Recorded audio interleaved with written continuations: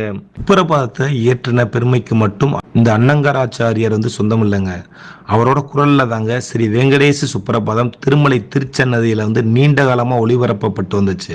அப்பெல்லாம் சுப்பிரபாத சேவைக்கு டிக்கெட் வாங்கி பெருமாளோட விஸ்வரூப தரிசனத்துக்காக காத்திருக்கிற பக்தர்களை அன்னங்கராச்சாரியாரோட குரலோட இணைஞ்சு மனமுருகி சுப்பிரபாதம் பாடுறத வழக்கமாவே வச்சிருந்தாங்க. வைணவத்துறைக்கு எண்ணற்ற சேவைகள் புரிஞ்ச இந்த வைணவ மேதை காஞ்சிபுரத்துல வாழ்ந்தவர்.